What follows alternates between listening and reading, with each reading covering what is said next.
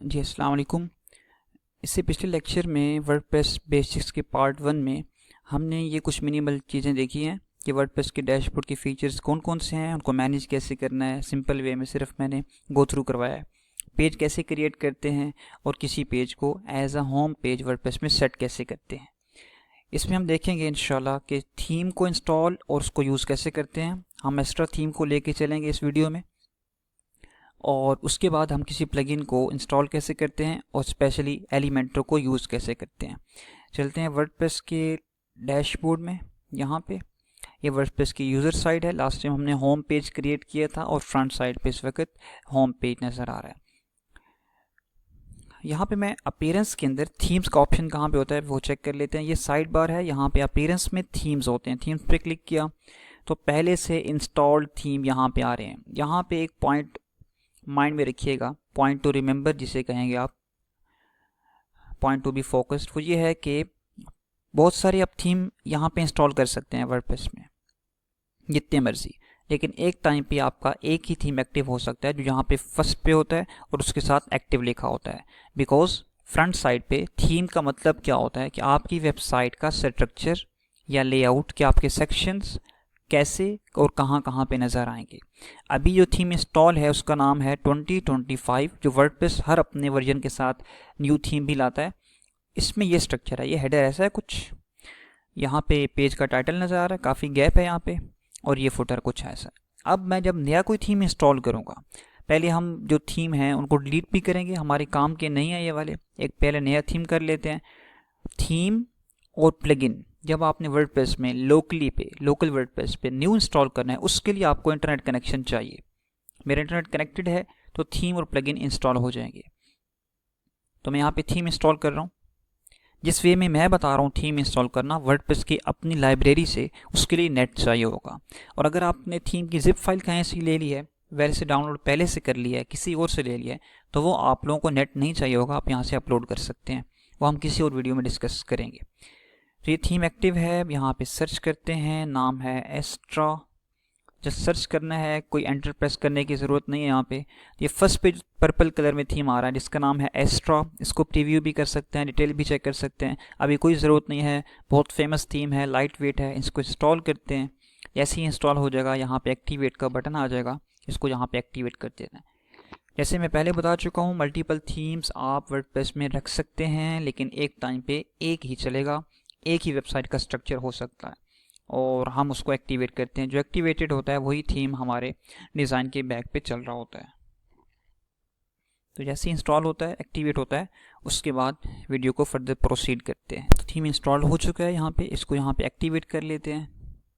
कई मरतबा यहाँ पे लोकल वर्डप्रेस पे इश्यूज आ जाते हैं थीम इंस्टॉल करते टाइम। ज़्यादातर नेटवर्क का इशू आता है, इंटरनेट का, सही से इंस्टॉल नहीं होता, एक्टिव नहीं होता। खैर ये थीम इंस्टॉल भी हो गया, एक्टिव भी हो गया है। एक्स्ट्रा नाम से फर्स्ट पे है, एक्टिव लिखा हुआ है। बाकी थीम ज़रूरत नहीं है, इनको डिलीट करते हैं। कैसे करते हैं ये भी इसी वीडियो में चेक कर लेते हैं। थीम डिटेल्स पे क्लिक करेंगे, किसी थीम पे होवर करें, माउस का कर्सर लेके जाएँ तो यहाँ पे थीम डिटेल्स, यहाँ पे डिलीट, और ये आपसे मेक श्योर करवाते हैं कि आप डिलीट करना चाहते हैं। Yes, okay. तो ये थीम डिलीट करने का पर्पज़ ये है कि आपके वर्डप्रेस जब इंस्टॉल होती है तो थीम का एक प्रॉपर फोल्डर बनता है, काफ़ी ज़्यादा फाइल्स होती हैं, वो वेबसाइट में पार्ट बनी होती हैं, लोड ले रही होती हैं।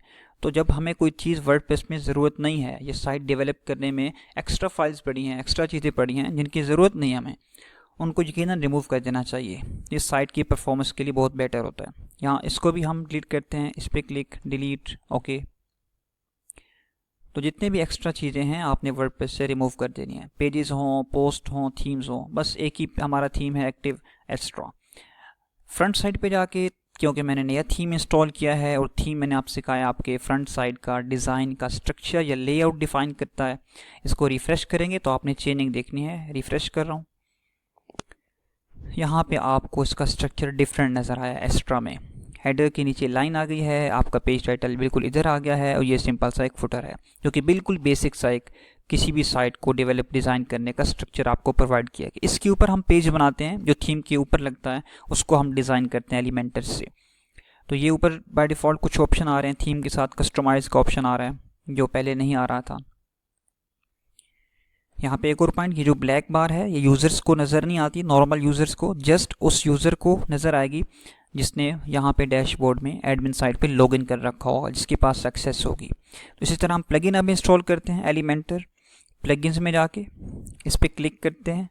पहले जो प्लगइन्स पड़े हैं जिनकी फंक्शनैलिटी हमें नहीं चाहिए, पहले देख लेते हैं प्लगइन्स क्या होते हैं। प्लगइन्स एक्चुअल में आपकी वेबसाइट के थीम के बैक पे, बिहाइंड सीन पे फंक्शनैलिटी को प्लगइन कहते हैं। सिंपल वे में बता रहा हूँ।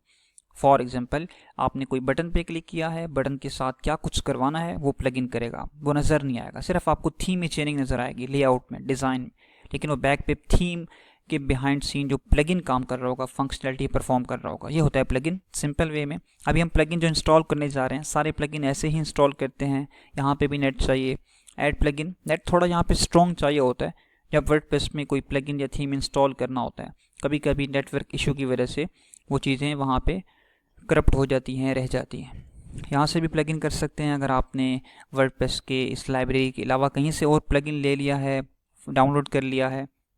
हम यहाँ पे सर्च करते हैं प्लगइन एलिमेंटर। ये जो प्लगइन सर्च होके आते हैं ये नेट से लोड होते हैं। स्पेलिंग यहाँ पे बिल्कुल करेक्ट लिखने होते हैं हमने, एलिमेंटर।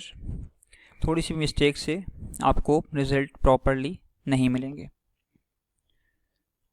एलिमेंटर सर्च करना है, यहाँ पे एलिमेंटर पेज बिल्डर या वेबसाइट बिल्डर के नाम से आपको प्लगइन सर्च होके आपके सामने आ जाएगा। ये है एलिमेंटर वेबसाइट बिल्डर। इसको बस टाइम बचाते हुए इंस्टॉल करते हैं और यहीं पे एक्टिवेट का ऑप्शन भी आ जाएगा कुछ देर में, जैसे ही इंस्टॉल हो जाएगा। तो यहाँ पे ये एलिमेंटर प्लगइन इंस्टॉल हो गया प्रॉपर्ली। इसको यहाँ पे एक्टिवेट कर देते हैं। कई मरतबा यहाँ पे इंस्टॉल हो जाता है और एक्टिवेट के वक्त या उससे पहले अपडेट फेल्ड का ऑप्शन आ जाता है, तो वो इंस्टॉल हो चुका होता है। आप वापस प्लगइन्स पे क्लिक करेंगे तो वहाँ से एक्टिवेट कर सकते हैं। तो यहाँ से मैं एक्टिवेट कर रहा हूँ, तो कुछ देर में यहाँ पे प्लगइन एक्टिवेटेड का मैसेज भी आ जाएगा और प्लगइन एक्टिवेट हो जाएगा। याद रखें ये प्लगइन जो है इस वक्त सारी चीज़ें ये फ्री वर्जन है, ठीक है। तो यहाँ से वर्डप्रेस के लाइब्रेरी से सारी चीज़ें फ्री में है। प्रो चाहिए हो तो उसके लिए पे करना पड़ता है या किसी और थर्ड पार्टी से हमें लेके इंस्टॉल करना पड़ता है। एलिमेंटर भी इंस्टॉल हो गया है। फ्रंट साइड पे एक दफ़ा जाके रिफ्रेश करते हैं, कुछ खास चेंजिंग नज़र नहीं आएगी, बिकॉज थीम में चेंजिंग हो तो डिज़ाइन पे इफेक्ट पड़ता है। प्लगइन में चेंजिंग डायरेक्टली इफेक्ट नहीं करती, वो थीम की बिहाइंड पे फंक्शनैलिटी होती है।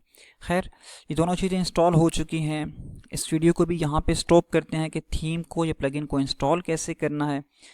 वीडियो की लेंथ काफ़ी बड़ी हो जाती है, लेंथी वीडियो बन जाती है, तो यूज़र्स के लिए थोड़ी मुश्किल होती है। तो इस वीडियो को यहाँ पे स्टॉप करके इसका थर्ड पार्ट हम एलिमेंटर से कैसे वेबसाइट का पेज डिज़ाइन करते हैं उसको थोड़ा बहुत डिस्कस करते हैं, किसी सेक्शन को लेके डिस्कस करेंगे।